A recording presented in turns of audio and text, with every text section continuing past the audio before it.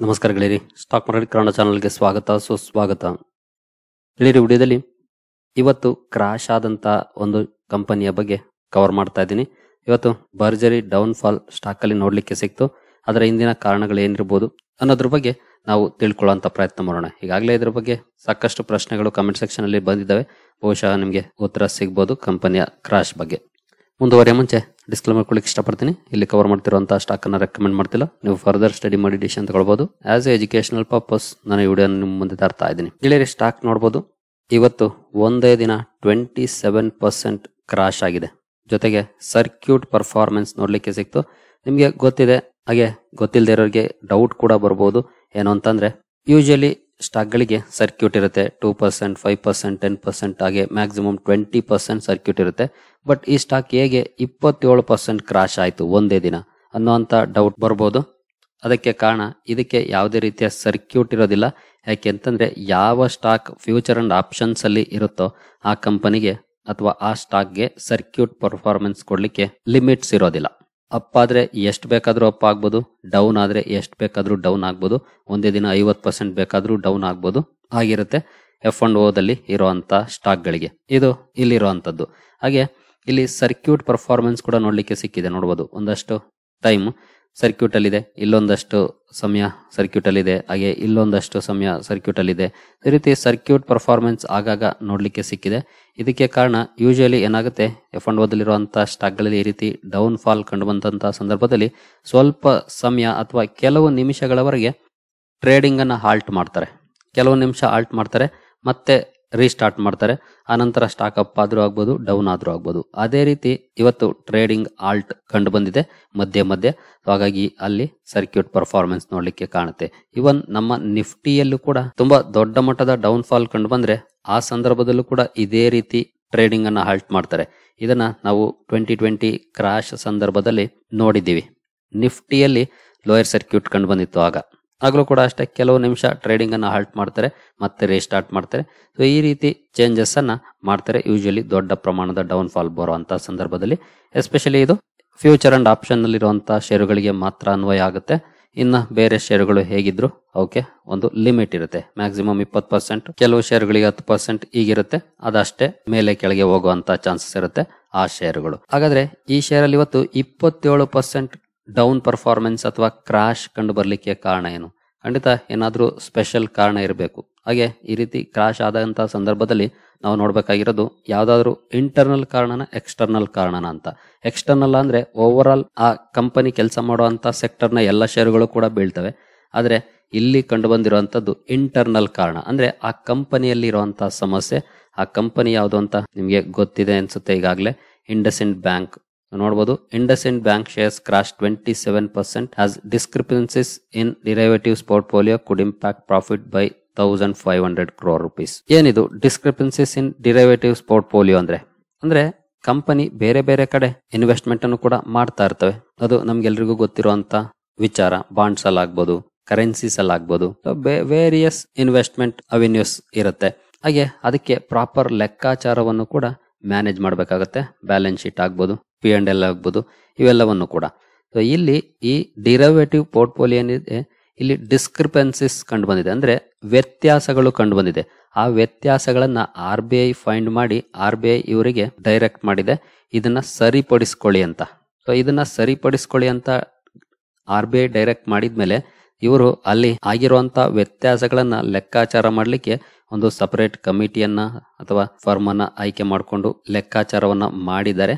ಅದಾದ ಮೇಲೆ ಈಗ ಬರ್ತಿರುವಂತ ಸುದ್ದಿ ಏನಂತಂದ್ರೆ, ಅಲ್ಲಿನ ವ್ಯತ್ಯಾಸಗಳು ಕಂಪನಿಗೆ 1,500 ಕೋಟಿವರೆಗೂ ಇಂಪ್ಯಾಕ್ಟ್ ಮಾಡಬಹುದು ಅನ್ನುವಂತ ಸುದ್ದಿ ಇದೆ. ಬರೀ ಇದು 1,500 ಕೋಟಿ ಅಷ್ಟೇ ಅಲ್ಲ, 1,500ರಿಂದ 2,000 ಕೋಟಿವರೆಗೂ ಕೂಡ ಹೋಗ್ಬೋದು ಅನ್ನುವಂಥದ್ದು ನೋಡ್ಬೋದು. During an internal review of processes relating to parts of its derivatives portfolio, IndusInd Bank estimated an adverse impact on 2.35% on its net worth as a result of some discrepancies in these account balances, a company filing said on March 10. ಸ್ವತಃ ಕಂಪನಿನೇ report ಮಾಡಿರುವಂತದ್ದು.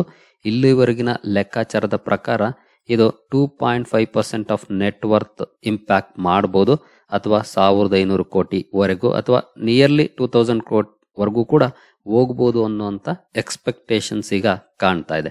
ಇದನ್ನ ಸ್ವತಃ ಕಂಪನಿನೇ filing ಅಲ್ಲಿ ತಿಳಿಸಿರುವಂತದ್ದು, reports ಮೂಲಕ ಬಂದಿರುವಂತಹ ಸುದ್ದಿ ಅಲ್ಲ, ಸ್ವತಃ ಕಂಪನಿನೇ ಹೇಳಿರುವಂತಹ ಸುದ್ದಿ ಇದು. ಹಾಗಾದ್ರೆ ಏನಿಲ್ಲಿ ಕತೆ ನೆಕ್ಸ್ಟ್ ಅಂದ್ರೆ ಈಗೇನು ಇಲ್ಲಿ 1500ರಿಂದ 2000 ಕೋಟಿ ಕಂಪನಿಗೆ ಇಂಪ್ಯಾಕ್ಟ್ ಆಗ್ಬೋದು ಅಂತ ಹೇಳ್ತಿದ್ದಾರೆ. ಅದನ್ನ ಮುಂದಿನ ದಿನಗಳಲ್ಲಿ ಕಂಪನಿ ಪ್ರಾವಿಷನಿಂಗ್ ಅನ್ನ ಮಾಡಬೇಕಾಗುತ್ತೆ. ನೋಡ್ಬೋದು, I think general reserves cannot be touched. So general reserves ಅನ್ನ ಟಚ್ ಮಾಡೋಕ್ಕಾಗೋದಿಲ್ಲ. And we will have to take it to the P&L, Chief Executive and Managing Director Sumant Katpalia of the bank said during an analyst call. So P&L ಅಂತಂದ್ರೆ obviously ಕಂಪನಿಯ profit ಅಲ್ಲಿ provisioning ಅನ್ನ ಮಾಡಬೇಕಾಗುತ್ತೆ. ಅದನ್ನ Q4 results ಬಂದಾಗ ಮಾಡ್ತಾರೋ ಅಥವಾ next Q1 result ಬಂದಾಗ ಮಾಡ್ತಾರೋ ಗೊತ್ತಿಲ್ಲ.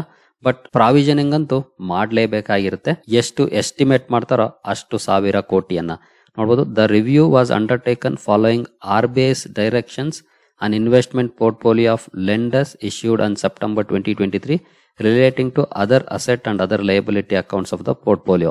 RBI ಡೈರೆಕ್ಷನ್ ನ ಕಾರಣಕ್ಕೆ ಇವರು ಈಗ ಈ ರಿವ್ಯೂ ಮಾಡಿರುವಂತದ್ದು. ಇನ್ ಕೇಸ್ ಈ ರಿವ್ಯೂ ಮಾಡಿಲ್ಲ ಅಂತಂದಿದ್ರೆ ಈ ಡಿಸ್ಕ್ರಿಪೆನ್ಸಿಸ್ ಅಥವಾ ವ್ಯತ್ಯಾಸಗಳು ಆಚೆನೆ ಬರ್ತಾ ಇರಲಿಲ್ಲ. ಹಾಗಾದ್ರೆ ನೆಕ್ಸ್ಟ್ ಏನಪ್ಪ ಅಂತಂದ್ರೆ ಇಲ್ಲಿ ಸಮಸ್ಯೆ ಆಗೋದು 1500 ಕೋಟಿ ಅಥವಾ 2000 ಕೋಟಿ ಪ್ರಾವಿಷನಿಂಗ್ ಮಾಡಬೇಕಾಗುತ್ತೆ, ಕಂಪನಿಗೆ ಲಾಸ್ ಆಗುತ್ತೆ ಅನ್ನೋದಕ್ಕಿಂತ ಟ್ರಸ್ಟ್ ಮ್ಯಾಟರ್ ಆಗುತ್ತೆ. ಒಂದು ಮ್ಯಾನೇಜ್ಮೆಂಟ್ ಅಥವಾ ಒಂದು ಕಂಪನಿ, ಎಷ್ಟು ದೊಡ್ಡ ಕಂಪನಿ ಅದರಲ್ಲೂ ಕೂಡ ಹೇಗೆ ಈ ಲೆಕ್ಕಾಚಾರಗಳನ್ನ ಪ್ರಾಪರ್ ಆಗಿ ಮೇಂಟೈನ್ ಮಾಡಲಿಲ್ಲ ಅನ್ನೋದು ಪ್ರಶ್ನೆ ಬರುತ್ತೆ. ಈ ಪ್ರಶ್ನೆಗೆ ಕಂಪನಿನೇ ಉತ್ತರ ಕೊಡಬೇಕು. ಹಾಗೆ ಕಂಪನಿ ಕಮ್ ಬ್ಯಾಕ್ ಮಾಡುತ್ತಾ ಅನ್ನೋದ್ರ ಬಗ್ಗೆ ಕಾಲನೇ ಉತ್ತರ ಹೇಳಬೇಕು. ಹಾಗೆ ಇವತ್ತಿನ ಈ ಕ್ರಾಶ್ ಇಂದ ಈಗಾಗಲೇ ಮ್ಯೂಚುವಲ್ ಫಂಡ್ ಹೋಲ್ಡಿಂಗ್ಸ್ ಕೂಡ ದೊಡ್ಡ ಹೊಡೆತವನ್ನ ಅನುಭವಿಸಿದ್ದಾವೆ. ಬಹುಶಃ ನೀವು ಈಗಾಗಲೇ ಆ ನ್ಯೂಸ್ ಅನ್ನು ಕೂಡ ನೋಡಿರ್ಬೋದು. ಬಟ್ ಅದಕ್ಕೆ ಮುಂಚೆ ಬ್ರೋಕರ್ಸ್ ಏನ್ ಹೇಳ್ತಿದ್ದಾರೆ ಅದನ್ನ ನೋಡ್ಕೊಂಡು ಮುಂದುವರಿಯೋಣ. ನೋಡ್ಬೋದು, ಈ ನ್ಯೂಸ್ ಬಂದ್ಮೇಲೆ ಹಲವಾರು ಬ್ರೋಕರೇಜಸ್ ರೇಟಿಂಗ್ ಅನ್ನ ಚೇಂಜಸ್ ಮಾಡಿದ್ದಾರೆ. ಮೋತಿಲಾಲ್ ಒಸ್ವಾಲ್ ಅವರು ನ್ಯೂಟ್ರಲ್ ಕೊಟ್ಟಿದ್ದಾರೆ, ದಾಮ್ ಕ್ಯಾಪಿಟಲ್ ಕೂಡ ನ್ಯೂಟ್ರಲ್, IIFL ಸೆಕ್ಯೂರಿಟೀಸ್ ಅವರು ಆಡ್ ಕೊಟ್ಟು 910 ಟಾರ್ಗೆಟ್ ಅನ್ನ ಕೊಟ್ಟಿದ್ದಾರೆ. ಬಟ್ ಇಂದಿನ ಟಾರ್ಗೆಟ್ಸ್ ಏನಿತ್ತು ಅದನ್ನ ಚೇಂಜ್ ಮಾಡಿದ್ದಾರೆ. ಮೊರ್ಗನ್ ಸ್ಟ್ಯಾನ್ಲಿ ಅವರು ಈಕ್ವಲ್ ವೆಯ್ಟ್ ಕೊಟ್ಟಿದ್ದಾರೆ, ಕೋಟಕ್ ಇನ್ಸ್ಟಿಟ್ಯೂಷನ್ಸ್ ರೆಡ್ಯೂಸ್ ಕೊಟ್ಟಿದ್ದಾರೆ, ನೋವಾಮಾ ರೆಡ್ಯೂಸ್ ಕೊಟ್ಟಿದ್ದಾರೆ. ಈಗಾಗಲೇ ಹಲವಾರು ರೇಟಿಂಗ್ಸ್ ಕೂಡ ಇಲ್ಲಿ ಬದಲಾವಣೆ ಆಗಿರೋದನ್ನ ನಾವು ನೋಡ್ಲಿಕ್ಕೆ ಸಿಗ್ತಾ ಇದೆ. ಇನ್ನು ಮ್ಯೂಚುವಲ್ ಫಂಡ್ಸ್ ಗಳಿಗೆ ಯಾವ ರೀತಿ ಹೊಡೆತ ಬಿದ್ದಿದೆ ಇವತ್ತಿನ ಈ ಕ್ರಾಶ್ ಅಂತ ನೋಡಬಹುದು.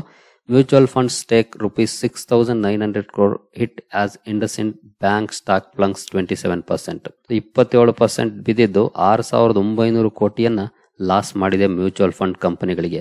ಯಾವ ಕಂಪನಿ ಜಾಸ್ತಿ ಹೊಡೆತವನ್ನು ತಿಂದಿದೆ ಅಂತ ನೋಡಿದ್ರೆ ICICI ಪ್ರುಡೆನ್ಷಿಯಲ್ ಮ್ಯೂಚುವಲ್ ಫಂಡ್ ನೋಡಬಹುದು. 3,778 ಕೋಟಿಯಿಂದ 2,671 ಕೋಟಿಗೆ ಇಳಿದಿದೆ. 27% ಕ್ರಾಶ್ ನ ನಂತರ ಹೊಡೆತ ದೊಡ್ಡದಾಗಿ ಬಿದ್ದಿರೋದು ICICI ಪ್ರುಡೆನ್ಷಿಯಲ್ ಮ್ಯೂಚುವಲ್ ಫಂಡ್ಸ್ಗೆ. ಹಾಗೆ HDFC ಮ್ಯೂಚುವಲ್ ಫಂಡ್ಸ್ 3,563ರಿಂದ 2,519 ಕೋಟಿಗೆ ಇಳಿದಿದೆ. SBI 3,047 ಕೋಟಿಯಿಂದ 2,155 ಕೋಟಿಗೆ ಇಳಿದಿದೆ. UTI ಮ್ಯೂಚುವಲ್ ಫಂಡ್ ಕೂಡ ನೋಡಬಹುದು. ನಿಪ್ಪಾನ್, ಬಂಧನ್, ಫ್ರಾಂಕ್ಲಿನ್ ಟೆಂಪಲ್ಟನ್ ನೋಡಬಹುದು, ಆದಿತ್ಯ ಬಿರ್ಲಾ ನೋಡಬಹುದು. ಕೋಟಕ್ ಕಡಿಮೆ ಅಂತಂದ್ರೆ ಟಾಟಾ ಮ್ಯೂಚುವಲ್ ಫಂಡ್ಸ್ ಇಲ್ಲಿ ಅತಿ ಹೆಚ್ಚು ಹೋಲ್ಡಿಂಗ್ ಇರುವಂತವನ್ನ ಕವರ್ ಮಾಡಿರ್ತಾರೆ, ಸಣ್ಣ ಪ್ರಮಾಣದಲ್ಲಿ ಇರೋದಿಲ್ಲ. 517 ಕೋಟಿಯಿಂದ 365 ಕೋಟಿಗೆ ಇಳಿದಿದೆ ಟಾಟಾ ಮ್ಯೂಚುವಲ್ ಫಂಡ್. ಇಷ್ಟು ಪ್ರಮಾಣದ ದೊಡ್ಡ ಹೊಡೆತವನ್ನ ಒಂದೇ ದಿನದಲ್ಲಿ ಇಂಡಸ್ಇಂಡ್ ಬ್ಯಾಂಕ್ ಕೊಟ್ಟಿದೆ ಮ್ಯೂಚುವಲ್ ಫಂಡ್ಗಳಿಗೆ. ಹಾಗಾದ್ರೆ ನೆಕ್ಸ್ಟ್ ಮ್ಯಾನೇಜ್ಮೆಂಟ್ ಏನ್ ಹೇಳ್ತಿದೆ ಇದಕ್ಕೆ ಅಂತ ನೋಡೋದಾದ್ರೆ, IndusInd Bank to see profit in Q4 even after absorbing losses over derivative discrepancies. CEO Sumant Kathpalia. Q4 ಅಲ್ಲಿ ಇದೇನೀಗ 1,500 ಕೋಟಿ ಅಥವಾ ನಿಯರ್ಲಿ 2,000 ಕೋಟಿ ಡಿಸ್ಕ್ರಿಪೆನ್ಸೀಸ್ ಕಂಡು ಬರ್ತಾ ಇದೆ. ಅದನ್ನ ಪ್ರಾವಿಷನಿಂಗ್ ಮಾಡಿದ್ರೂ ಕೂಡ ಪ್ರಾಫಿಟ್ ಅಲ್ಲಿ ಇರುತ್ತೆ ಅನ್ನುವಂತ ಮಾತನ್ನ ಹೇಳ್ತಿದ್ದಾರೆ. ಬಟ್ ಇದು ಎಷ್ಟರ ಮಟ್ಟಿಗೆ ನಿಜ ಆಗುತ್ತೆ ಅನ್ನೋದನ್ನ ಕಂಪನಿಯ ರಿಸಲ್ಟ್ ಬಂದಾಗ್ಲೇ ನಮ್ಗೆ ಗೊತ್ತಾಗೋದು. ಯಾಕಂದ್ರೆ ಹೇಳ್ಬೋದು, ಬಟ್ ನಮ್ಗೆ ನಂಬರ್ಸ್ ಅಲ್ಲಿ ಪ್ರೂಫ್ ಬೇಕಾಗುತ್ತೆ. ನೋಡೋಣ ಇದು ಸಾಧ್ಯ ಆಗುತ್ತಾ ಅಂತ. ರಿಸಲ್ಟ್ ಗೆ ಇನ್ನ ತುಂಬಾ ದಿನ ಇಲ್ಲ, ಈಗಾಗಲೇ ನಾವು March 11 ನಲ್ಲಿ ಇದೀವಿ. ಇನ್ನೊಂದು 20 ಡೇಸ್ ಈ ಕ್ವಾರ್ಟರ್ ಕೂಡ ಮುಗಿದೋಗುತ್ತೆ, ರಿಸಲ್ಟ್ ಬರುತ್ತೆ, ಆಗ ನಮ್ಗೆ ಗೊತ್ತಾಗುತ್ತೆ ಅದು ಸಾಧ್ಯ ಆಗುತ್ತಾ ಅನ್ನೋದು ನಮ್ಗೆ ರಿಸಲ್ಟ್ ಬಂದಾಗ್ಲೇ ಗೊತ್ತಾಗೋದು. ಇನ್ನು ಕಂಪನಿಯ ಫೌಂಡರ್ ನೋಡಬಹುದು, ಇಂಡಸ್ಇಂಡ್ ಬ್ಯಾಂಕ್ ಪ್ರಮೋಟರ್ ಅಶೋಕ್ ಹಿಂದೂಜಾ ಅಶ್ಯೂಸ್ support ready to inject capital if required. Founder ಹಾಗೂ ಪ್ರಮೋಟರ್ ಅವರು ಒಂದು ಸ್ಟೇಟ್ಮೆಂಟ್ ಅನ್ನ ಕೊಟ್ಟಿದ್ದಾರೆ. ಈ ರೀತಿ ನ್ಯೂಸ್ ಬಂದ ಮೇಲೆ ನೋಡಬಹುದು, ಇನ್ ಕೇಸ್ ಅವಶ್ಯಕತೆ ಇದೆ ಅಂತಂದ್ರೆ ಕ್ಯಾಪಿಟಲ್ ಅನ್ನ ನಾವು ಇಂಜೆಕ್ಟ್ ಮಾಡ್ಲಿಕ್ಕೆ ರೆಡಿ ಇದೀವಿ, ಅಂದ್ರೆ ಅವಶ್ಯಕತೆ ಇರುವಂತ ಕ್ಯಾಪಿಟಲ್ ಅನ್ನ ನಾವು ಪ್ರೊವೈಡ್ ಮಾಡ್ಲಿಕ್ಕೆ ರೆಡಿ ಇದೀವಿ ಅನ್ನುವಂತ ಸ್ಟೇಟ್ಮೆಂಟ್ ಕೂಡ ಬಂದಿದೆ. ಶೇರ್ ಹೋಲ್ಡರ್ಸ್ ಪಾನಿಕ್ ಆಗುವಂತ ಅವಶ್ಯಕತೆ ಇಲ್ಲ, ಅವಶ್ಯಕತೆ ಬಿದ್ರೆ ನಾವು ಕ್ಯಾಪಿಟಲ್ ಇಂಜೆಕ್ಟ್ ಮಾಡ್ತೀವಿ ಅನ್ನುವಂತ ಮಾತು ಕೂಡ ಬಂದಿದೆ. ಅಂದ್ರೆ ಇನ್ವೆಸ್ಟರ್ಸ್ ಗೆ ಅಶ್ಯೂರೆನ್ಸ್ ಅನ್ನ ಕೊಡ್ತಿದ್ದಾರೆ ಪ್ರಮೋಟರ್ ಅಂತಾನೆ ಹೇಳ್ಬೋದು. ನೋಡೋದು, assuring investors that promoters have faith in the banks management. Bank management ಅಲ್ಲಿ ನಾವು ನಂಬಿಕೆ ಇಟ್ಟಿದೀವಿ, ಸೊ ಅದನ್ನ ಮ್ಯಾನೇಜ್ಮೆಂಟ್ ಉಳಿಸ್ಕೊಳ್ಳುತ್ತೆ. ಬೇಕಾದ್ರೆ ಅವಶ್ಯಕತೆ ಇದ್ರೆ ನಾವು ಇಂಜೆಕ್ಟ್ ಮಾಡ್ತೀವಿ ಅನ್ನೋಂತ ಮಾತನ್ನು ಕೂಡ ಹೇಳಿದ್ದಾರೆ. ಜೊತೆಗೆ ಕಂಪನಿಯ ಸಿಇಒ ಬಗ್ಗೆ ಒಂದು ನ್ಯೂಸ್ ಬಂದಿದೆ. ಇದೇನು ಖಂಡಿತ ಅಂತ ಒಳ್ಳೆ ಸುದ್ದಿ ಅಲ್ಲ ಅಂತ ಹೇಳ್ಬೋದು. ನೋಡಬಹುದು, RBI uncomfortable with my leadership skills says IndusInd Bank CEO Kathpalia. ಇದು ಆಕ್ಚುಲಿ ನೆನ್ನೆ ಬಂದಂತ ನ್ಯೂಸ್. ನೋಡಬಹುದು, 10th March 2025 ನೆನ್ನೆ ಹೇಳಿರುವಂತದ್ದು. ನನ್ನ ಲೀಡರ್ಶಿಪ್ ಸ್ಕಿಲ್ಸ್ ನ ಬಗ್ಗೆ RBI ಅನ್ಕಂಫರ್ಟಬಲ್ ಇದೆ ಅನ್ನುವಂತ ಸ್ಟೇಟ್ಮೆಂಟ್ ಅನ್ನ ಇಂಡಸ್ಇಂಡ್ ಬ್ಯಾಂಕ್ ಸಿಇಒ ಕೊಟ್ಟಿದ್ದಾರೆ. ಕಾರಣ, ಕಂಪನಿ ಇವರ ಟರ್ಮ್ ಅನ್ನ ಎಕ್ಸ್ಟೆಂಡ್ ಮಾಡ್ಲಿಕ್ಕೆ ಕೇಳಿತ್ತು ಸಿಇಒ ಆಗಿ. ಇದಕ್ಕೆ RBI ಜಸ್ಟ್ 1 year ಎಕ್ಸ್ಟೆನ್ಷನ್ ಅನ್ನ ಮಾಡಿದೆ. ಆಕ್ಚುಲಿ 3 year ಎಕ್ಸ್ಟೆನ್ಷನ್ ಅನ್ನ ಮಾಡುವಂತ ರಿಕ್ವೆಸ್ಟ್ ಅನ್ನ ಮಾಡಿತ್ತು ಕಂಪನಿ. ಆದ್ರೆ RBI ಮಾಡಿರೋದು ಜಸ್ಟ್ 1 year ಎಕ್ಸ್ಟೆನ್ಷನ್ ಅಷ್ಟೇನ. ಇದರಿಂದ ಅವರು ಕೂಡ ಈ ಮಾತನ್ನ ಹೇಳಿದ್ದಾರೆ, ನೋಡಬಹುದು. So over all IndusInd bank ಅಲ್ಲಿ ಬಹುಶಃ ಇನ್ನೊಂದಷ್ಟು ಡೌನ್ ಪರ್ಫಾರ್ಮೆನ್ಸ್ ಕೂಡ ನೋಡ್ಲಿಕ್ಕೆ ಸಿಗಬಹುದೇನೋ, ಅಥವಾ ಮ್ಯೂಚುವಲ್ ಫಂಡ್ಸ್ ಆಡ್ ಮಾಡ್ಲಿಕ್ಕೂ ಕೂಡ ಶುರು ಮಾಡ್ಬೋದೇನೋ ಗೊತ್ತಿಲ್ಲ. ಬಟ್ ಕಂಪನಿಗಂತೂ ಹೊಡೆತ ಅಂತೂ ಬಿದ್ದಿದೆ. ನಿಯರ್ಲಿ 2,000 ಕೋಟಿ ಅಂತ ಹೇಳ್ತಿದ್ದಾರೆ. ಇಲ್ಲಿ 1,500 crores ಇದೆ. ಬಟ್ 1,500 2,000 ಕೋಟಿವರೆಗೂ ಕೂಡ ಹೋಗ್ಬೋದು ಈ ವ್ಯತ್ಯಾಸಗಳು ಅಂತ ಇದೆ. ಬಟ್ ನೋಡೋಣ. ಈಗಾಗಲೇ ಕಂಪನಿ ಕಡೆಯಿಂದ ಸಾಕಷ್ಟು ಸುದ್ದಿಗಳು ಬಂದಿದೆ. ಪ್ರಮೋಟರ್ ಕೂಡ ಕ್ಯಾಪಿಟಲ್ ಇಂಜೆಕ್ಟ್ ಮಾಡ್ತೀವಿ ಅಂತ ಹೇಳ್ತಿದ್ದಾರೆ. ಈಗ ಕಂಪನಿಯ ಸಿಇಒ ಅವರು ಕೂಡ Q4 ಅಲ್ಲಿ ಈ ಲಾಸ್ ಅನ್ನ ಹೊರತುಪಡಿಸಿ ಕೂಡ ನಾವು ಪ್ರಾಫಿಟ್ ಅಲ್ಲಿ ಇರ್ತೀವಿ ಅಂತ ಹೇಳಿದ್ದಾರೆ. ಅವೆಲ್ಲನೂ ಕೂಡ ಪ್ರಾಕ್ಟಿಕಲ್ ಆಗಿ ನೋಡ್ಬೇಕಂತಂದ್ರೆ ರಿಸಲ್ಟ್ ಬರ್ಬೇಕಾಗುತ್ತೆ. ಅಲ್ಲಿವರೆಗೂ ಪೇಷನ್ಸ್ ಇಂದ ಇನ್ವೆಸ್ಟರ್ಸ್ ಕಾಯ್ಬೇಕಾಗುತ್ತೆ. ಪಾನಿಕ್ ಆದವರು ಬಹುಶಃ ಇವತ್ತೇ ಸೆಲ್ ಕೂಡ ಮಾಡಿರ್ಬೋದು, ಅಥವಾ ನಾಳೆ ನಾಡಿದ್ರಲ್ಲೂ ಕೂಡ ಪಾನಿಕ್ ಆಗಿ ಸೆಲ್ ಮಾಡಬಹುದು. ಬಟ್ ಮ್ಯೂಚುವಲ್ ಫಂಡ್ಸ್ ದೊಡ್ಡ ಪ್ರಮಾಣದ ಹೋಲ್ಡಿಂಗ್ ಇಟ್ಟಿದ್ದಾರೆ. ಅವರ ಮೂವ್ ನೆಕ್ಸ್ಟ್ ಏನಾಗಿರುತ್ತೆ ಅದು ತುಂಬಾ ಮ್ಯಾಟರ್ ಆಗುತ್ತೆ. ನೋಡೋಣ ಇನ್ನು ಏನಾದ್ರೂ ಸುದ್ದಿಗಳು ಬರ್ತಾವ ಅಂತ. ಸರಿ ಗೆಳೆಯರೆ, ಈ ವಿಡಿಯೋ ನಿಮಗೆ ಇಷ್ಟ ಆಗಿದೆ ಅಂದ್ಕೊಳ್ತೀನಿ. ಮುಂದಿನ ವಿಡಿಯೋದಲ್ಲಿ ಸಿಗೋಣ. ಅಲ್ಲಿವರೆಗೂ ಜೈ ಹಿಂದ್, ಜೈ ಕರ್ನಾಟಕ.